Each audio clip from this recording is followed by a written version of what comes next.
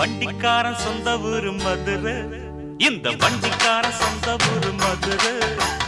சண்டித்தனம் செய்யலாம குதிரை.